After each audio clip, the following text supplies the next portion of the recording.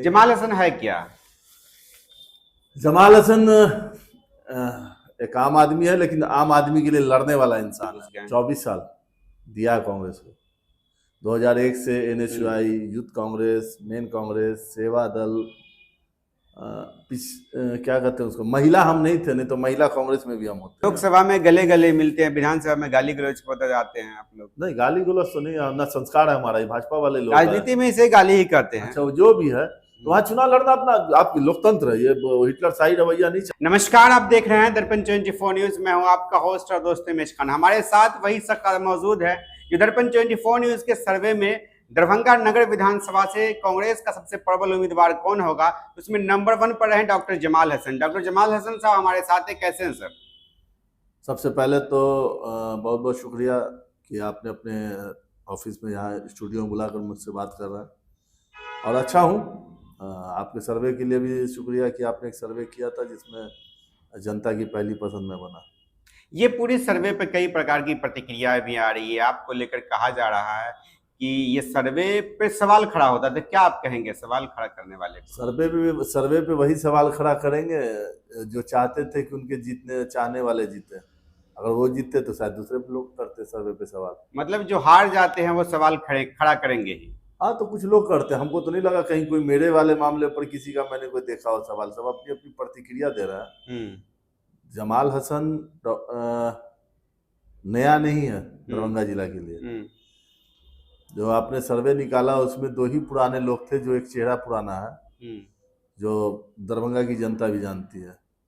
तो नए लोग सोचते हैं, सोचने की जरूरत उन लोगों के लिए है। तो जमाल हसन को दिक्कत नहीं। जमाल हसन है क्या?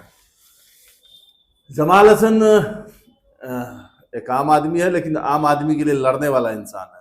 अगर लोगों को अगर याददाश्त अगर अच्छी होगी तो दलित बच्ची महिला का मामला हुआ था ब्लड बैंक का, उसकी लड़ाई बेला में लड़ने वाला जमाल हसन है। बाढ़ पीड़ितों को मुआवजा दिलाने के लिए नगर निगम का घेराव करने वाला जमाल हसन है। ऐसे कई मुद्दे हैं जिस पर जमाल हसन ने संघर्ष किया। दरभंगा टावर हो, नगर निगम हो, कई जगह पर आंदोलन, संघर्ष, हिजाब बैन का मामले से लेकर कई सुल्ली डी लैब का मामला, ऐसे कई मतलब जो जनरल प्रॉब्लम्स हैं जनता के, उसकी लड़ाई लड़ने वाला। तो जमाल हसन एक प्रतिनिधि भी है, वार्ड पार्षद के प्रतिनिधि हैं जी। ये क्यों करीब मिस कर जाते हैं? नहीं, बिल्कुल मिस, देखिए वो पार्षद प्रतिनिधि हैं। मेरी माँ वहाँ से पार्षद है, वहाँ काम करते हैं और ईमानदारी से करते हैं। अगर हमारे वार्ड में आप घूमिएगा तो आप चारों तरफ घूम लीजिए तो लोग ये जरूर कहेगा कि जमाल हसन के वक्त में बदलाव है। माँ मेरी पार्षद है, लेकिन लोग जमाल हसन को ये सोचते हैं कि आज जो बदलाव है व्यापक पैमाने पर जमाल हसन के वक्त में। दूसरी चीज सिर्फ पार्षद प्रतिनिधि नहीं है, all India Congress minority department में नेशनल जनरल सेक्रेटरी हैं, इंचार्ज वेस्ट बंगाल है। तो ये लंबी छलांग नहीं मार दिए हैं। कभी जिला अध्यक्ष कांग्रेस सेवा दल के हुआ करते थे, अल्पसंख्यक प्रकोष्ठ के मिथिलांचल के प्रभारी हुआ करते थे, लंबी छलांग एकदम ऑल इंडिया में घुस गए। 24 साल दिया कांग्रेस को। 2001 से NSUI, youth Congress, main Congress, सेवा दल, क्या कहते हैं उसको, महिला हम नहीं थे, नहीं तो महिला कांग्रेस में भी हम होते। तो बाकी कांग्रेस के लगभग सभी विंग में हम हो चुके हैं, टोटल विंग में जा चुके हैं और काम करते हुए आज जिस मुकाम पर आप लोगों का भी साथ है, मीडिया बंधु का भी साथ है, जो लोग हमारे शुभचिंतक रहे, जो हमारे साथ वेलविशर रहे, उनकी दुआओं का खुदा की मेहरबानी है जिस मुकाम पर मौजूद हूँ मैं। ये क्या लगता है, कांग्रेस जिस परिस्थिति में अभी बिहार में है, चुनाव अकेले लड़े या साथ में लड़े? कांग्रेस कमजोर नहीं है। ये जो लोग सोचते हैं कमजोर आंकने की बात करते हैं, तो आप 2019 का अगर आप लोकसभा देखें तो उसमें सिंगल सीट कांग्रेस जीती थी, और आज 2024 में भी कांग्रेस का जो बेहतर स्कोर। चुनाव तो विधानसभा का होना है, विधानसभा में बात पहले आ जाए, उसी पर तो बात कर लें पहले। हाँ। बात होगी तो सब तरफ निकलेगी ना, सिर्फ ये थोड़े कि एक चीज को निकला दूसरा चीज भी निकलना चाहिए ना। 9 सीट हम लड़ते हैं, 3 का स्ट्राइक रेट है मेरा, लोग 27 लड़ते हैं, उनका 4 का स्ट्राइक रेट है। 70 सीट विधानसभा में आपको दी गई थी, कितना जीते हैं? सीट वैसी दी जाती है जो वो खुद लड़के हार जाएंगे, और वैसा सीट थमा देते हैं जो उनको भी मालूम है कि वो नहीं जीत। 70 में से 20 का आपका आंकड़ा है। 70 में 20 का तो हम तो पहले भी कह रहे हैं कि मेरी चुनिंदा सीट हमको 70 दे दिए, तब मेरा आंकड़ा देख लीजिए, उनसे बेहतर मिलेगा। तो क्या प्रभारी या आपके प्रदेश अध्यक्ष कमजोर पड़ जाते हैं आरजेडी के सामने? पिछली बार तो थे, नहीं तो ऐसा होता थोड़े। अब जो सीट कांग्रेस मतलब आरजेडी को मालूम है कि वो सीट वो हार जाएगी, और वो सीट अगर आपको थमा दी जाएगी तो नेचुरली बात है कि हमें उसमें तो हम हारेंगे ही ना। मतलब छटा हुआ सीट आप? बिल्कुल बिल्कुल बिल्कुल, यही होता ही है। इसीलिए इस बार जो देखिए एक बात समझने की बात है, 70 19 70 20 की लोग बात करते हैं, तो भैया आप जो सीट लड़ते हैं वैसा सीट हमको दे दीजिए, तब आपको भी हम आपसे बेहतर रेशियो हम जोड़ देंगे, ये गारंटी है। अब लोकसभा में देख लें 9 में 3 है, 27 में 4 है, तो बेहतर कौन है? लोकसभा में तो मामला नेशनल का होता है, नेशनल मामला होता है, इसलिए कहीं वोट पब्लिक ही करते हैं ना, क्योंकि उसमें होता है बीजेपी या कांग्रेस, नहीं तो वोट केंद्र पब्लिक, में कौन रहेगा? वोट पब्लिक ही करते हैं ना। हाँ। बस लेकिन ये जो आरजेडी है क्षेत्रीय पार्टी है ना, आरजेडी क्षेत्रीय पार्टी तो वही चीज हम कह रहे हैं ना, नेशनल पार्टी को नेशनल बड़े भाई का दर्जा देना चाहिए ना। ग्राउंड पे क्या भूमिका है? ग्राउंड पर बढ़िया, कहाँ आपको लगता है कांग्रेस नहीं है? अब आप आइएगा तो हम एक छोटा सा उदाहरण दे सकते हैं, 4 सीटों पर विधानसभा में उपचुनाव हुआ था, चारों सीट पर लड़ा कौन था बिहार में? बिहार में कौन लड़ा था, कितनी सीट जीत गए? 4 सीट उपचुनाव बात कर रहा है विधानसभा की। हाँ, तो कितने सीट जीत गए? 0।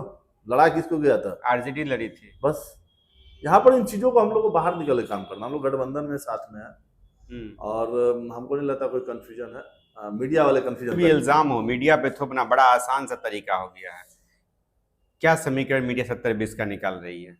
आप एक बात मुझे बताइए, कहीं तेजस्वी यादव जी ने बोला ये बात? असमंजस तो है ना आरजेडी में? नहीं, कहाँ आपसे सीटों आया के बंटवारा को लेकर आपको क्या आया, क्या ऐसा कोई रिपोर्ट, क्या तेजस्वी यादव जी या लालू यादव जी या उनकी पार्टी कोई सीनियर नेता सिद्दीकी साहब, फातिमी साहब, ये कहीं इन लोगों का कोई बयान है क्या असमंजस में है महागठबंधन में सीटों को लेकर? कहीं नहीं है। आपके प्रभारी, चुनाव है नवंबर में होना, और अभी तो मार्च चल रहा है। आपके प्रभारी कुछ और दावा कर रहे हैं, मुकेश सहनी आप ही महागठबंधन में वो 60 सीट वो मांग रहे हैं, आरजेडी कहती है कि तेजस्वी यादव मुख्यमंत्री बनेंगे, तो फिर तेजस्वी यादव मुख्यमंत्री बनेंगे तो बड़ी पार्टी तेजस्वी यादव को भी होना है, ऐसे में क्या संभव है? सही बात। आपने कहा मेरे प्रभारी, तो आज जो हमारे प्रभारी जिस तरह से पलायन रोको रोजगार दो का, लेकिन चुनाव के समय, चुनाव नवंबर में, चुनावी साल है ये, चुनाव नवंबर में, चुनावी साल ही है। नहीं ऐसा नहीं है। अब अमित शाह मोदी जी भी लगातार कैंप करने आ रहे हैं, चुनावी साल हम क्या बोले, हम मुद्दे पर आ रहे हैं, जो जेन्युइन मुद्दा है। क्या ये मुद्दा चुनाव के समय क्यों याद आता है? हमारा ये कहना, पलायन क्या इस बिहार से पलायन नहीं हो रहा है, लेकिन इसकी याद चुनाव के समय ही क्यों? फिर याद भाई जब हमको लग रहा है कि हाँ जरूरत है इस मुद्दे पर होना चाहिए, हो सकता है 2 साल 3 साल में नहीं समझ में आएगा, अभी लास्ट टाइम में तो पब्लिक भी इस चीज को लेकर जागरूक होगी ना। तो मुद्दा क्या है बिहार का, पलायन रोक क्यों नहीं पा रही है सरकार, पलायन रोक क्यों नहीं रही है, औद्योगिक कारखाने यहाँ क्यों स्टैब्लिश नहीं हो रहे, यहाँ जॉब क्यों नहीं मिल पा रहा है, लोग यहाँ से पलायन हो रहे हैं, बाहर जाते हैं, बाहर में बिहारियों के नाम पर मारा पीटा जाता है। यहाँ की कल कारखाने कब बंद हुई? चीनी मिल, अशोक पेपर मिल रहे, हम ये जानते हैं कब खुले थे, बंद भी तो आप ही के शासनकाल में। ना ये आप नहीं, कब बंद हो गया था बताइए? अब हुआ ये बंद, अगर हमारा कहना बीच में अगर किसी कारण से बंद हुआ तो नीतीश कुमार भी तो 15-20 साल से चल रहा, चालू क्यों नहीं किया? हाँ, ये सवाल आपका ठीक है, लेकिन बंद तो हुआ। बंद हुआ, मैंने क्या बोला आप नहीं समझ पाए, बंद होना तो लोगों को दिख रहा, लेकिन जिस टाइम खुला था उसके बाद अगर बंद हुआ तो फिर जो सरकार दावा करती कि हमने विकास का काम किया, तो वो उन्होंने क्यों नहीं चालू किया? मसला यहाँ पर है ना। तो कुल मिलाकर के नीतीश कुमार की 20 साल की सरकार में चालू नहीं हुए, सवाल तो है, लेकिन उनका ये भी कहना है सुशासन बाबू की सरकार है, विकास पुरुष नीतीश कुमार है राज्य में, और देश में प्रधानमंत्री नरेंद्र मोदी है। अब एम्स वो बनवा रहे हैं, दरभंगा एयरपोर्ट वो दिए, मकान अनुसंधान केंद्र लाए। पहला एम्स तो मोदी जी बना चुके थे, दूसरा एम्स होगा शायद, अब बन रहा है क्या? निर्माण चल रहा है? निर्माण तो प्रारंभ होगा ही, चुनाव से पहले हो जाना। मेरी फिर यही बात है, चुनावी लॉलीपॉप आप लोगों को बहुत अच्छा समझ आता है। एम्स का शिलान्यास होना था, मोदी जी आ गए, उसके बाद क्या काम हो रहा है वहाँ, आप लोगों को जाना चाहिए ना, तो जानकारी लेना चाहिए, क्या बात कर रहे हैं। फिर तो अभी मानसून आ जाएगा, फिर बाढ़ पानी घुस जाएगा, क्योंकि वो एरिया वैसे भी लॉकडाउन है, तो क्या काम हुआ अब तक? आप लोग इस चीज को क्यों नहीं मीडिया वाले खोलते कि ये सब जो एम्स की बातें चल रही है वो लॉलीपॉप दिखाया गया, सपना है। अब देखते हैं कब तक कंप्लीट होता है, ये 2030 में हो जाए कि 2040 में हो जाए पता नहीं। दरभंगा में 5-6 जगह ओवरब्रिज बन रहा है, ये सब विकास इसको नहीं मानते हैं आप? कहाँ ओवरब्रिज 5-6 जगह बन रहा है? दिल्ली मोड़ हो, एक अभी हम जो अभी हम देख रहे हैं दिल्ली मोड़ को, पिछले हमको लग रहा है कि 5-6 महीना से लगा हुआ है ना, अब तक वो कंप्लीट नहीं हो पाया। जाम की स्थिति और ज्यादा खराब हो गई है वहां पर, लंबी कतारें दिल्ली मोड़ तक लग रही है। पहले तो ये था कि गुमती से लेके 200-300 मीटर 400 मीटर तक, 100-200 मीटर तक रहा था, अब तो दिल्ली मोड़ को पार करे जा रहा है। तो हमारा ये कहना, दूसरा आप कहाँ हो रहा है, एक वहां हो गया। चट्टी गुमटी पर काम चल रहा कहाँ है। आप मेरे को बताइएगा ना, कहाँ काम कंप्लीट हो गया क्या? कंप्लीट तो और कहीं ये नहीं, सब काम चुनाव, चल रहा ये है। सब चुनाव के वक्त उनके क्यों नहीं हो रहा? ये क्यों हो रहा? सारी चीजें क्लियर हो रही है। अभी 3-3 आप कहिएगा कि पोखर को हराई, पोखर को दिग्गी, पोखर को, इन चीजों को मिलान करने दिया जा रहा पैसा, ये भी कहिएगा। बिल्कुल, ये तो एकीकरण तो एक करने का नक्शा आप प्लान है। लोगों को 1960 का मिला है क्या, जिसमें जो दिग्गी, पोखर, एकीकरण का बात है, एक जोड़ा जाएगा, दिग्गी पोखर, हराई पोखर, और एक और है आपको मरवाड़ी कॉलेज वाला। एक वो तीनों नक्शा आप लोगों को देखना चाहिए जो बहुत वायरल हुआ है हम्म, कि विधायक जी का जो आवास है और विधायक जी का जो फैक्ट्री है, वो जो जगह है, वो उस नक्शे के हिसाब से वहाँ पार्क और म्यूजियम होना था। वो जमीन कैसे निकल गई? वो नक्शा ऑलरेडी पास किया हुआ 1960 गवर्नमेंट से। तो बहुत सारी ऐसी चीजें हैं, लेकिन हमारा ये कहना है कि ये सब चुनावी लॉलीपॉप है। चाहे नीतीश कुमार हो या नरेंद्र मोदी, वैसे भी नरेंद्र मोदी सपना दिखाने में एक्सपर्ट है, तो सपने दिखा रहे हैं लोग। नहीं, बात सपना की तो बात है, लेकिन बिहार में खास करके हम बात करें, बिहार में बेरोजगारी है, पलायन है, यहाँ के जो लोग हैं पलायन करके, मजदूरों का हब बिहार को माना जाता है, सप्लायर स्टेट बिहार को माना जाता है। तो आखिर ये सब कब रुकेगा? बिहार में आरजेडी की सरकार भी 15 साल रही, 20 साल नीतीश कुमार की सरकार है, आप लोग भी रहे हैं, लेकिन हम लोग फिर अब 35 साल पुराना इतिहास में, तो उस टाइम में सुना लिए, पता कर लिए कितना पलायन का रेशियो होगा। हम जब कारखाने खुलाए हुए थे तो हम लोग ऐसे थोड़े पलायन, अब 35 साल पहले वाली चीजों को आप दोहरा रहे हैं हमारे साथ। इसीलिए तो हम लोग आए रोड पर। हमारी पार्टी के जो है वर्कर, कार्यकर्ता सब रोड पर घूम रहे हैं कि पलायन रोको, रोजगार दो, क्योंकि ये जेन्युइन मुद्दा है। हम जिस स्टेट में रहते हैं, हम जहाँ पैदा हुए हैं, हम जहाँ मेरा घर है, वहीं हमारी नौकरी होनी चाहिए, वहाँ हमारा रोजगार होना चाहिए, हम परिवार के बीच। पर कुछ सुनता कौन है? आप तो, आपकी सीटें जो है स्टेट में घटती जा रही हैं, सुन कहाँ कोई, समझ कहाँ कोई रहा है? नहीं, समझ तो रहा है। कहाँ सीट बढ़ गई है? स्टेट्स कहाँ जीत पा रहे हैं? स्टेट अब चुनाव आप देखिएगा, उसके बाद ना बताइएगा। हमारा वैसे भी लोकसभा में पहले कहा गया था कि 2019 में 2014 में घटा, उसका 2019 में घट गया, तो और घटेगा 2024 में। तब तो हम डबल हो गए, जितना था उससे। ये मजबूती लोकसभा में मिली है आपको, विपक्ष मजबूत। अब थोड़ा सा हम आगे भी देख सुन लीजिए ना, तो अभी फिर 2025 है, 24 में अच्छा प्रदर्शन दिया है, और लगभग हम सब जगह अच्छा प्रदर्शन कर रहे हैं। उसमें ऐसा नहीं कि कहीं हमारा रेशियो खराब हो गया है। अब कहीं तो 2025 का बिहार में विधानसभा चुनाव, उसका रिजल्ट आप देख लीजिएगा। आपका रेशियो खराब नहीं हुआ, बीजेपी का रेशियो तो अच्छा होगा, दिल्ली भी जीत गई बीजेपी। वो कहते हैं ना कि महाराष्ट्र जीत गई। कम आंकना। महाराष्ट्र का तो शायद सारी चीजें आपके सामने हो गई। पहले दिल्ली पर बात कर ले। आम आदमी पार्टी ने कम आंकने की गलती की और ओवर कॉन्फिडेंस की बात की। कांग्रेस ने यह एहसास करा दिया कि हमारे बिना जो है दिल्ली में सरकार नामुमकिन है, क्योंकि हमारी जितनी वोट का रेशियो, कहा ना कि बहुत कम में कांग्रेस को मीडिया भी आंक रही है, तो थोड़ा सा उनको समझना पड़ेगा।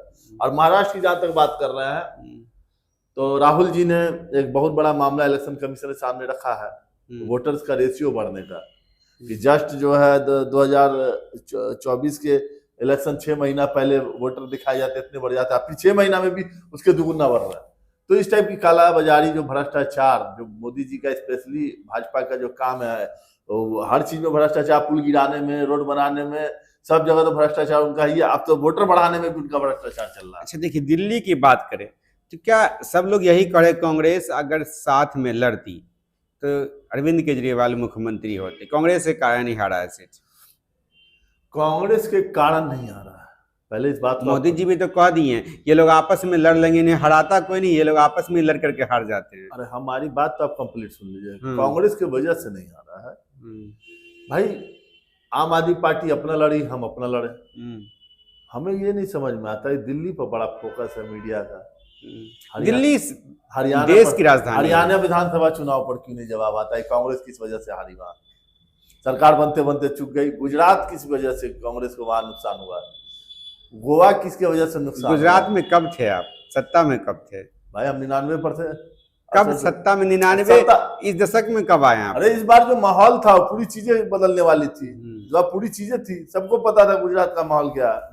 वहां आम आदमी पार्टी अगर इंटर नहीं करती, जितना हमारी सीटों पर नुकसान हमको हुआ है, भी तरह से सब आम आदमी पार्टी। वही हाल तो है, तुम मुझे हराओ मैं तुझे हराऊंगा। ना ना ना, ऐसा नहीं है। ऐसा दिक्कत ये है ना, दिक्कत ये है ना कि जब तक कांग्रेस को हरा रहे हो, तुम मुझे हराओ मैं हराओ, नहीं चलेगा। लेकिन जिस दिन हमको यही नहीं समझ में आता कि मीडिया को ये चीज क्यों नहीं समझ में आता कि सब अपनी अपनी लड़ाई लड़ रहा था, अपना लड़ेगा। जहां हमारी सोच नहीं मिलेगी, हम खुद लड़ रहे ये हैं। कैसा- क्या चाहते हैं, चुनाव लड़ना बंद कर दे ये कांग्रेस? कैसा क्या आप मीडिया वाले क्या चाहते हैं? नहीं, ये कैसा महागठबंधन? सेंट्रल चुनाव हो लोकसभा की तो गठबंधन, स्टेट्स का चुनाव हो विधानसभा का तो गठबंधन नहीं हाँ तो रहता। भाई अपनी अपनी होती है, सबको अपना अपना स्टेट में होता है कि हम अपना स्टेट में अलग चले, कोई दिक्कत नहीं है। लोकसभा में गले गले मिलते हैं, विधानसभा में गाली गलौज होते जाते हैं आप लोग। नहीं गाली गलौज तो नहीं, ना संस्कार है हमारा, ये भाजपा वाले लोग हैं। राजनीति में इसे गाली ही करते हैं। अच्छा वो जो भी है, तो वहाँ चुनाव लड़ना अपना आपकी लोकतंत्र है, ये हिटलर शाही रवैया नहीं चल रहा है कि जिसमें आप किसी को चुनाव तो फिर मोदी से कैसे लड़ेंगे आप लोग? ऐसे रहेगा परिस्थिति तो कैसे? कैसे लड़ेगा? जब आप लोग आपस अरे में भाई लड़ेंगे तो मोदी से दिल्ली कैसे के लोगों को भी यमुना नदी साफ मिलना चाहिए ना। लड़ेंगे? मिल तो रहा है, सफाई हो रही है। देखा जाएगा ना, हम्म। 2500 रुपया जो मिलना है वो भी मिलना चाहिए ना, जो घोषणा सब वो उनके हर स्टेट में जहां जहां उनकी सरकार है वहां 5 रुपए सिलेंडर नहीं मिलता, लेकिन जब भी चुनाव दूसरे स्टेट में लड़ने आते हैं 5 रुपए सिलेंडर का वादा करते हैं, देखते हो वो भी मिलता है कि नहीं? पब्लिक को तो ये भी दिखना चाहिए ना कि बीजेपी क्या बेहतर कर रही है। कांग्रेस के वक्त शीला दीक्षित ने किया हुआ काम को पब्लिक नहीं समझ पाई, अरविंद केजरीवाल को लाया, तो अब भैया अरविंद केजरीवाल ने क्या विकास किया उसको हटा लिए, अब आए हम बीजेपी, मोदी जी देखते हैं वो क्या करते हैं, तो मौका मिलना चाहिए, सबको मौका मिलना चाहिए। दिल्ली के बाद सीधे बिहार में चुनाव होना है, तो क्या बिहार में जो आप लोग वादा कर रहे हैं 2500 रुपया महिलाओं को, 500 से 1500 रुपया पेंशन बढ़ा देंगे, 500 रुपये में सिलेंडर मिलेगा, 200 यूनिट बिजली मिलेगा फ्री, ये सब आप लोग कर पाएंगे? क्योंकि प्रशांत किशोर का कहना है कि बिहार का बजट ही नहीं उतना का है, तो कैसे हो पाएगा ये सब? प्रशांत किशोर कौन है? जन स्वराज के सूत्रधार संस्थापक। वो क्या जो नीतीश कुमार जी के साथ उनकी पार्टी में राष्ट्रीय उपाध्यक्ष है, अपनी पार्टी बना लिया उन्होंने। अब वो भी बोल दीजिए जो कांग्रेस को गए थे जितवाने के लिए, लेकिन समन्वय नहीं बना राहुल जी से। पहले तो एक बात आप ये सीधा समझिए कि हम महागठबंधन के जो लोग वादा करते हैं वो पूरा करते हैं। कैसे? बजट ही नहीं है उतना, पैसा ही नहीं बिहार के पास है। अरे भाई बजट नहीं है तो बजट कहाँ से लाइएगा?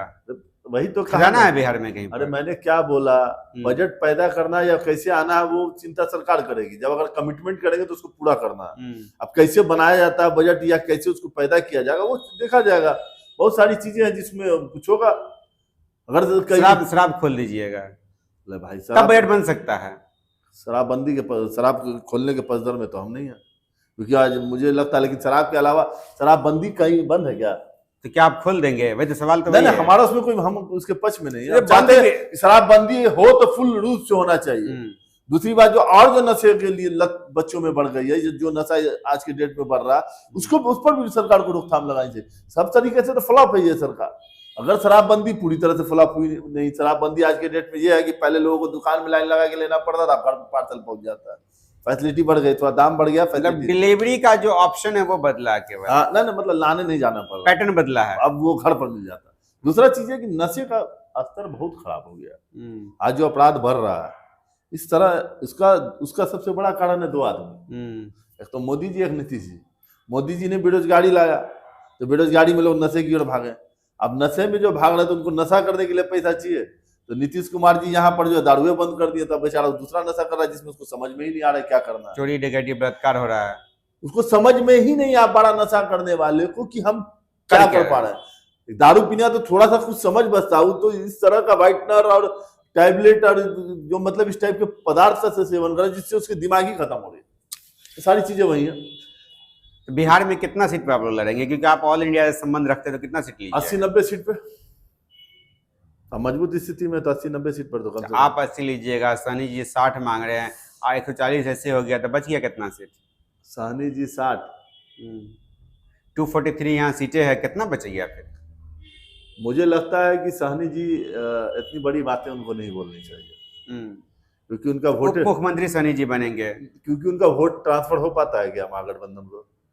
ये तो आप लोग बताइएगा, वो तो बोलते ही करते हैं हम। आप मीडिया वाले बता देंगे ना, वो तो हम लोग दिखाई देंगे, समय आएगा तो। 2020 में थे वो हमारे साथ ना, नहीं 2020 में नहीं थे हमारे साथ, लोकसभा में हमारे साथ, लोकसभा में आपके साथ 19 में हमारे साथ थे, वही हम कह रहे हैं। कितना वोट ट्रांसफर करा पाए इस बार भी लोकसभा में? सबसे खराब प्रदर्शन, सबसे खराब ये हालत हुई कि कांग्रेस सिंगल एक सीट जीती थी किशनगंज 19 में। हाँ 2019 की ही बात कर रहा हूँ, जिसमें ये पूरा हेलीकॉप्टर पर था, बिना मतलब की बात है। 60 उनको तो बिना मतलब सीट लिए हुए इनको पार्टी को, महागठबंधन को समर्थन करना चाहिए पहले। तेजस्वी यादव हेलीकॉप्टर पे भी घूमेंगे ना, तो सीट तो देना पड़ेगा ना। नहीं नहीं, साहनी जी को ऐसे ही कहना चाहिए कि नहीं, हम आपके पार्टी के लिए स्टार प्रचारक हैं, हमारा पूरा वर्कर आपके साथ है, हम एक सीट भी नहीं लड़ेंगे, हम चाहेंगे महागठबंधन की सरकार बने उसके बाद। अच्छा, सहनी जी पर हम बात कर लेते हैं। दरभंगा में हरीश सहनी है, मदन सहनी है और मुकेश सहनी है। तीनों में कौन सहनी बेस्ट है? किनका वोट बैंक अधिक है ये बताइए, छोड़िए बेस्ट नहीं बोलिएगा तो। वोट बैंक तो मदन सहनी का भाई एमएलए है, इसको तो कहीं आप दरकिनार कई बार नहीं- के मंत्री भी हैं। नहीं, मंत्री से हमको नहीं मतलब, एमएलए है भाई, वोट बैंक तो है ना, एमएलए चुनाव लड़ के रहे, तो ये तो मानिएगा, उसको कहीं दरकिनार नहीं सहनी का वोट मदन सहनी के नाम।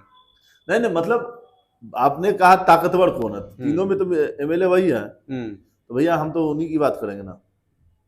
अच्छा, ये बताइए कि आप लोग यहाँ दरभंगा से चुनाव लड़ते हैं, 3 सीट पर, 2 सीट पर चुनाव आप लोग लड़ते हैं। 3 सीट, जाले, कुशेश्वर स्थान और बेनीपुर। बेनीपुर। बेनीपुर में शायद कीर्ति आजाद के साले या कोई लड़े थे, मिथिलेश चौधरी लड़े थे चुनाव। इस बार कितने सीट लेंगे? इस बार भी 3 या 4। इस बार तो बेनीपुर से डॉक्टर मदन मोहन झा के पुत्र माधव झा आ रहे हैं।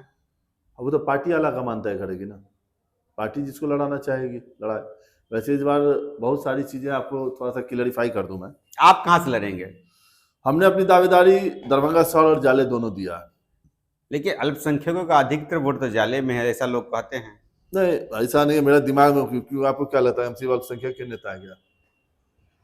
अल्पसंख्यक में तो हैं ही आप। माइनॉरिटी डिपार्टमेंट में, लेकिन लड़ते तो सबके लिए है ना, काम तो सबके लिए करते हैं, लेकिन नेता एक सीमित दायरे में नहीं बंधा हुआ जमाल। हम्म। अब सबके लिए हम लड़ने वाले हैं। दूसरी बात यह है कि मेरी दावेदारी दरभंगा शहर लेकिन एक समीकरण और बोलता है कि बीजेपी के खाते में शहरी सीट अधिक जाता है। मतलब बीजेपी के खाते में जाता है, हाँ। लेकिन अपना विकास का दावा 23 साल का विधायक दिखाएगा ना, 23 साल से 22-23 साल का, कि उन्होंने शहर का विकास किया या खुद का सर्वांगीण विकास किया है। वैसे अब तक बात बोलने वाला कोई मौजूद हुआ नहीं ना, बताने वाला। जब एक एक चीज परत परत खुलता है ना, तो पब्लिक भी समझ में आती है, और पब्लिक त्रस्त है, दरभंगा शहर की जनता त्रस्त। आप रोड पर घूमिए, निकलिए, देखिए रोड की हालत। त्रस्त होने के बाद भी तो जीतते तो सही शराबगी ही। वो जो ध्रुवीकरण की राजनीति होती थी ना, इसलिए फिर हो जाएगा। नहीं, इस बार नहीं हो पाएगा। अगर शहर मैं लड़ता हूँ, कांग्रेस पार्टी यहाँ लड़ती है, तो इस बार बदलाव निश्चित रूप पर दिखेगा। अच्छा, एक सर्वे मेरा फिर मैंने आरजेडी को लेकर के निकला, इसमें राकेश नायक नंबर 1 पर रहे हैं, आपके महागठबंधन में हैं। तो क्या लगता है कि मिच्छू खिड़िया जो चुनाव कई बार लड़ चुके हैं, अब उनको चुनाव लड़ना चाहिए या फिर कोई नया चेहरा को देना चाहिए, यदि आरजेडी को ये जाता सीट तो? ये आरजेडी का फैसला होगा। आप क्या राय देंगे? मेरा इसमें कोई राय नहीं, नो कमेंट्स। मैं तो ये कहूंगा कि दरभंगा शहर भी कांग्रेस लड़े और जाले भी कांग्रेस, क्योंकि आरजेडी को लड़ना भी नहीं चाहिए शहर, क्योंकि 6 से 7 बार वो चुनाव हार चुके हैं। आपके पिताजी भी चुनाव लड़े हुए हैं शहर से। तो हम लोग उस टाइम में लड़े थे, अकेले पार्टी थी 2010 में लड़े थे हम लोग, मजबूती से लड़े थे। लेकिन हमारा ये कहना है कि आरजेडी लगातार चुनाव लड़ रही है, 5-6 बार से चुनाव वो हार चुकी है सर। मुझे ये लगता है कि उन्हें खुद छोड़ देना चाहिए सर, कि सारा बात कांग्रेस लड़े, क्योंकि कांग्रेस का यहाँ पर अच्छा पहले भी रहा है, और यहाँ कांग्रेस से एमएलए भी रहे हैं, इसलिए पहले इन लोगों को समझना होगा। कांग्रेस से कौन एमएलए रहे हैं? पहले रहे हैं सभी नदवी, ये सब रहे हैं उस टाइम में। बहुत पहले की बात है। जो भी, तो इनका भी तो बहुत पहला ही जाएगा ना। सुल्तान अंसारी बहुत पहला लास्ट आरजेडी से उबी थोड़ा सा कुछ मामला उस टाइम में था। ये आप भी समझ रहे हैं किस वजह से क्या मामला हुआ था। सत्यनारायण गामी जी खड़े हुए थे। तो हमारा ये कहना है कि आपको चुनाव लड़ना है तो सीटों पर अड़ना नहीं होगा, और मुझे लगता है कि शहर छोड़ देना चाहिए आरजेडी को इस बार। अगर अच्छी राजनीति करनी है तो शहर कांग्रेस खाते में जाना चाहिए, शहर कांग्रेस लड़े तो मुझे लगता है कि कांग्रेस निकल जाएगी। अच्छा, आपके प्रभारी अब सक्रिय हुए हैं 1 से 2 महीना, 1 महीना से अभी रिसेंट बने हैं, युवा कांग्रेस के भी वो इंचार्ज है, डायनेमिक पर्सन है, गांधीवादी विचारधारा का समर्थक इंसान है, कोई शो ऑफ लाइफ जिया नहीं हो वो इंसान है। कृष्णा लावड़ू जी बहुत मजबूत आदमी है और एक्टिव एनर्जेटिक आदमी है, इसलिए आप लोगों को लगा नहीं कि चुनाव की वजह से ये रोजगार तो पलायन, नहीं ऐसा नहीं। इंचार्ज अभी नया है और उनको लग रहा है कि नहीं मुद्दों पर रोड पर उतरना चाहिए कांग्रेस। खबरें ये भी चलने लगी है कि इस बिहार में जो ये आप लोग पदयात्रा निकाले हैं, इसको पूरा लीड कर रहे हैं कन्हैया कुमार। कांग्रेस में है तो लीड नहीं करेंगे, बिहार से हैं वो। क्या ये आईना आरजेडी को है कि यदि महागठबंधन सत्ता में आती है तो कन्हैया कुमार उप मुख्यमंत्री होंगे? देखिए ऐसा कुछ नहीं है। कन्हैया कुमार जी कांग्रेस 2 साल 3 साल कबल ज्वाइन किए हुए हैं और बिहार से हैं। और जब बिहार में रोजगार दो या इस टाइप का मैटर अगर निकला है कि पद यात्रा है, तो कन्हैया कुमार जी को रहना चाहिए, और उससे हमको नहीं लगता कोई ऐसा मामला है। जब वो तो बात से की चीज़ है। जब से कन्हैया कुमार कांग्रेस में आए हैं, ऐसा कोई चुनाव नहीं है वो लड़े नहीं है, चाहे वो लोकसभा का हो या फिर होने वाला विधानसभा का चुनाव, वो लड़ेंगे ही। वो हाँ, मजबूत तो बहुत है कन्हैया कुमार। तो भाई लड़ना क्यों मना है? तो मजबूत है तो उप मुख्यमंत्री क्यों नहीं बनेंगे? तो बनेंगे तो पार्टी आला कमान का फैसला क्या है। यह प्रोजेक्ट कर रहा पार्टी? अरे पार्टी के भाई, अब हमारा कहना बिहार से बिलोंग करता है, हम कोई बाहर से लाके थोड़े वो यहाँ उनको स्टेब्लिश कर रहे हैं। बिहार की माटी के पैदा है, बिहार की माटी में उनको सब जानता है कि भैया वो बेगूसराय के रहने वाले, वो एक मजबूत आदमी है, उनको सब जानता है, और एक युवा चेहरा है। बिहार के लिए इससे बड़ा चीज क्या? लेकिन सब कुछ ठीक नहीं चल रहा। जब से पदयात्रा शुरू हुआ है, कन्हैया कुमार के बारे में एक फीडबैक आया है कि आजकल वो अपने चहेते पत्रकार को, अपने जातिवाद वाले पत्रकार को बड़े चाह रहे हैं। क्या कैसे चाह रहे जाने? खबरें चल रही है, सीमा अख्तर ने पोस्ट किया है कि जाति वाले जो पत्रकार हैं उनको बुला करके मीडिया पैकेज दिया जा रहा है। क्या ऐसा पैकेज कभी सुने हैं कि मिलता है? नहीं, ये बिना मतलब। अब मोदी जी के राज में आप हैं, आप ही लोग आरोप लगाते हैं कि मोदी जी पूरी मीडिया को खरीद लिए। आप लोग खरीद लेंगे तो क्या दिक्कत? एक बात बताइए मेरे को, मोदी जी का तो ये नियम है क्योंकि सरकार है तो उनको तो खरीदना पड़ेगा अपने फेवर में। आप लोग विज्ञापन नहीं अब आगे आइए। अब दूसरी बात है कि पैकेज की जो बात आप करते हैं, हमको किसी मीडिया वाले से दुश्मनी रखना है कि आज के दौर में बिहार में? हम तो चाहेंगे ज्यादा से ज्यादा हमको कवरेज मिले। लेकिन जातिगत वाला समीकरण ना, गलत बात है ये बिना अनर्गल बयान है। अब हमको आश्चर्य लग रहा है कि मीडिया वाले भी इस तरह की सोच रखते हैं कि भाई अपनी जाति अपना। अरे भैया, बिहार में पलायन को रोकना है, रोजगार बढ़ना चाहिए, उस पर साथ दीजिए, उस पर बिना मतलब अनर्गल बात नहीं करना। आप जातिगत पत्रकार को विज्ञापन दे तो ये गलत नहीं है, लेकिन मीडिया अगर पोस्ट कर दिया तो ये गलत आप लोग मान जाते हैं। बात बताइए, आपका नाम एमएच खान, मेरा नाम डॉक्टर जमाल हसन, तो यहाँ पे ही निकल जाए कि हम धर्म वाले को दे रहे हैं इंटरव्यू। हम तो भैया जो हमको बुला, पहले मेरी बात सुनिए, जो हमारे पास आएगा या जो हमारे चीज को कवरेज करेगा वो ना मैटर कर रहा है। लेकिन मेरे यहाँ वो नहीं ना है। मेरे यहाँ तो कल राकेश नायक भी आने वाले हैं इसी जगह पर। मैंने आपको दूसरी बात में बोला, आपसे पहले रामनरेश यादव यहाँ से गए हैं। दूसरी बात बोला, आप गौर नहीं समझे मेरी बात को। आप समझिए पहले मैं क्या बोलना चाहता हूं। समीकरण में कैंडिडेट भी यही बात हो, कोई और पत्रकार उठाएगा कि जमाल जी भाई तो एमएच खान के इस पर ही रहते हैं, एमएच खान को पैकेज दिए हुए। ये बात है, ये आरोप गलत बात है। ये आरोप लगता है मेरे ऊपर भी, बीजेपी वाले लगाते ही है। मैं खुल करके कहता हूं। मैंने क्या बोला? ये गलत बात है ना। आप मीडिया में है, होता है कई लोगों को कई लगता है कि ये इंसान सही जवाब दे सकता है या इंसान को प्रमोट करना चाहिए। अब सीमाब अख्तर अनर्गल बयान है, मेन है कि लोगों को सीमाब अख्तर को अगर इतनी सारी चीजें, कौन पैकेज मिलता है? जाके पैकेज मांगे विज्ञापन मिलता है ना, ऐसा नहीं है।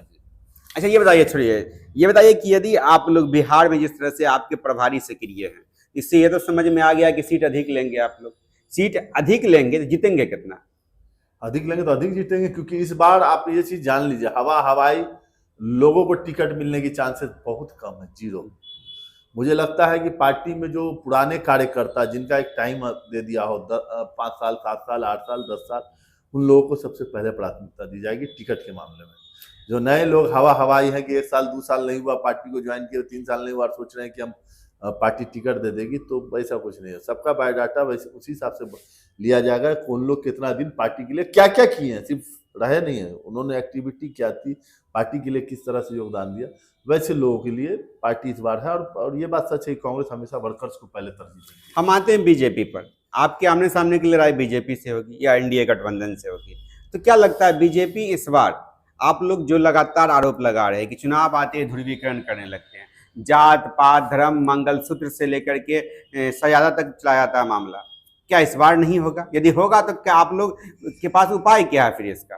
उपाय आपने अभी हाल फिलहाल में शायद नहीं देखा, बिहार की जनता ने करारा थप्पड़ मारा है भाजपा के नेताओं, जिन्होंने एक बयान दिया था कि होली के दिन जुमा है और नमाज पढ़ने वाले घर में निकले।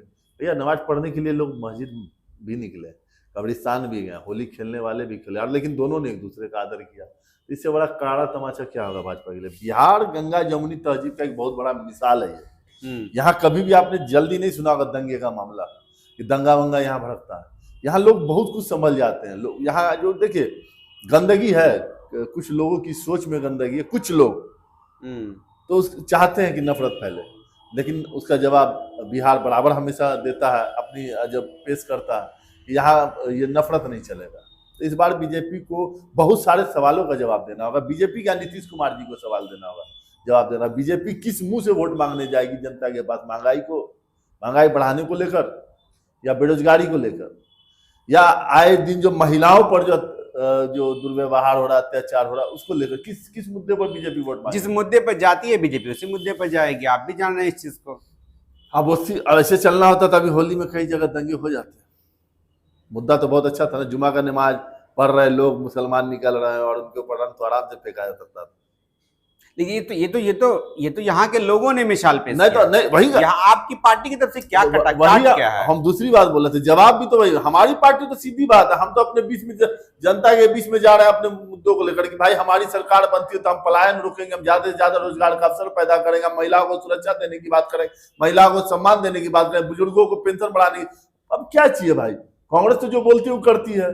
इसमें कहीं पर आप बता दिया हमारा जिस स्टेट में हमने महिलाओं को फ्री बस का सेवा दे दिया, कर्नाटका में, कहाँ हमारा काम नहीं होता? हमारा तो हर जगह काम है और हमारी चीजें खुलकर सामने में। जिस पर कई लोगों ने मजाक बनाया कि भाई फलाना स्टेट में तो इतना बजट भी नहीं, यार कांग्रेस वहां पर कंगाल हालत कर रही है, स्टेट को खाली करते जा रही है।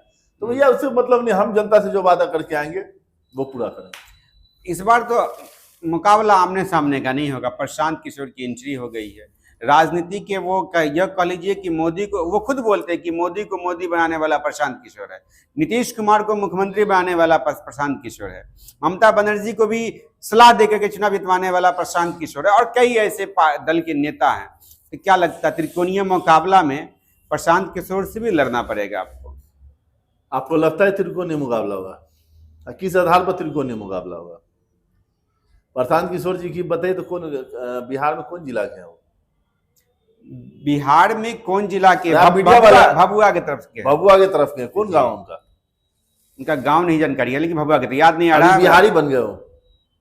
और पिछले 15 साल से नीतीश कुमार जी के साथ वाइस प्रेसिडेंट बनकर थे। क्या विकास का बिहार में कौन सा विकास उन्होंने कर दिया था?